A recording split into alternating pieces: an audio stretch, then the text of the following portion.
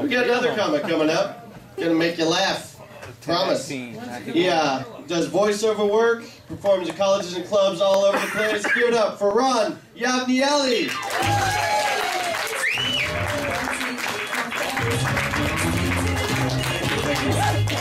Hi everybody, give it up for the host for pronouncing my last name correctly. Thank you. Yes. Not an easy lineup tonight. We got the guy from the Congo, we got me. It's all difficult ethnic names, I know. But you guys, you're looking at me, I know what you're gonna say. Vince Vaughn, Paul Rodriguez, and Tackleberry from Police Academy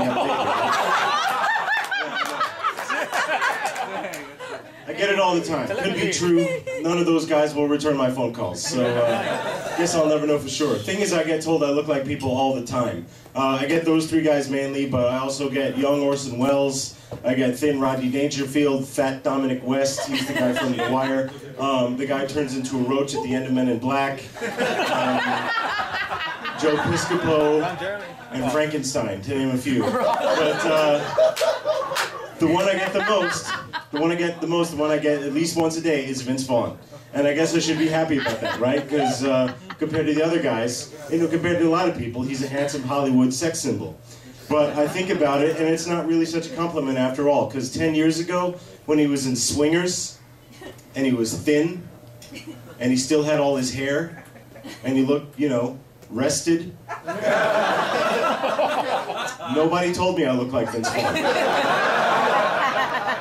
Only in the last 3 or 4 years, since he started getting fat and going bald and drinking too much and looking like he hasn't slept or shaved or showered in a couple of days, that people started telling me that I look like Vince Vaughn.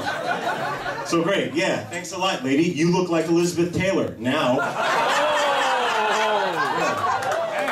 Not so nice when someone says it to you, is it? Even though you're just a mic stand, you have no feelings. But, I see, I'm just miming, just pretending there's someone standing here. Just imagine a crying Elizabeth Taylor-looking lady standing right there, who just had her feelings hurt by me. But yeah, what else can I tell you? Unlike a lot of comedians, I have a day job, and unlike a lot of comedians who have day jobs, actually I have a pretty cool one. I'm an animator. Yeah, I draw cartoons all day. Fans of animation, all right, yeah. You guys ever heard of a little show called SpongeBob SquarePants? I heard of that show too. I watch it on TV frequently, and I send many letters to them asking them to hire me, but so far they haven't gotten back to me, like Vince Vaughn and Paul Rodriguez. But anyway, no, I work on a lot of stuff. I work on commercials and video games and stuff like that. Stuff you might have seen, but it would take too long to describe. But if you guys have ever met any animators other than me, you'll know that for some reason the animation profession attracts two big groups of people. And I don't mean nerds, that's a given. For some reason the animation profession draws a lot of Mormons and Koreans to the job. I don't know why.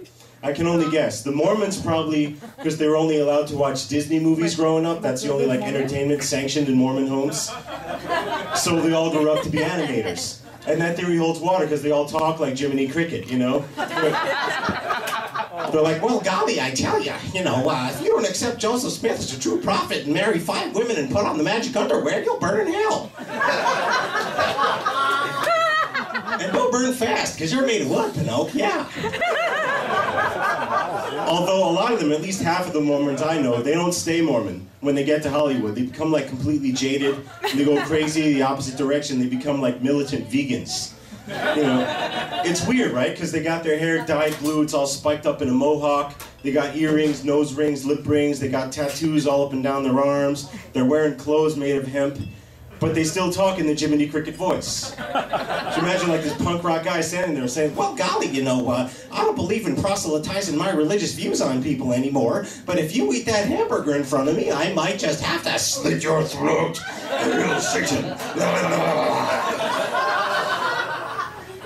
Okay, you like that one, cool. You guys all ex-Mormons, is that why you're laughing so much? Yeah, I get it, I feel it, that's cool. And the Koreans, who I also talked about, they're just good at animation. It's in their job, in their blood, I don't know. But sometimes I wonder if maybe they don't like the job, because when they talk, no matter what they say, they always sound disappointed. I hear them speak in their own language, it sounds like this. 부탁합니다, 잠깐만요. 물 주세요. 않습니다. 한국, 여보세요. Oh. So I had to find out, is that just how they talk? Or are they always telling each other bad news? Which one is it? So I went over to the next cubicle and I said, yo, not like a hip-hop thing, that was this girl's name. And then I said,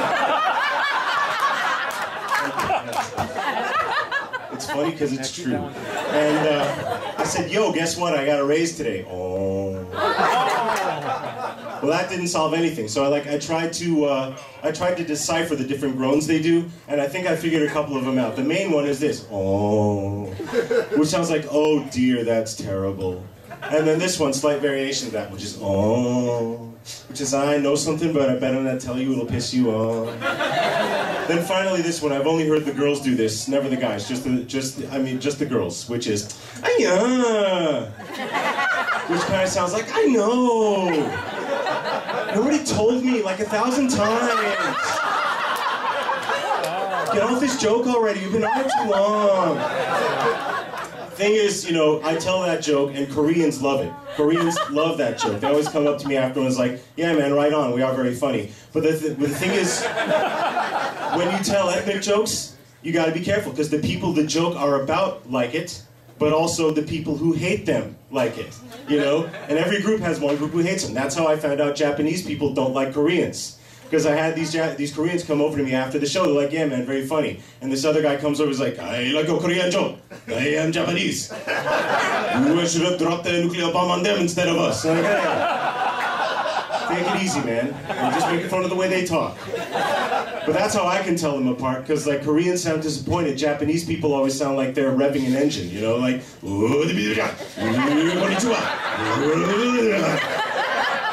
and then they drive away. And their Hondas, which are Japanese. All right. That is my time. You guys have been an awesome crowd. Thank you.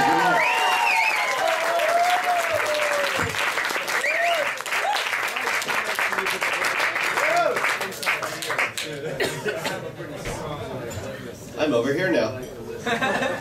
Here we go for RonYavnieli. No, I fucked up. RonYavnieli.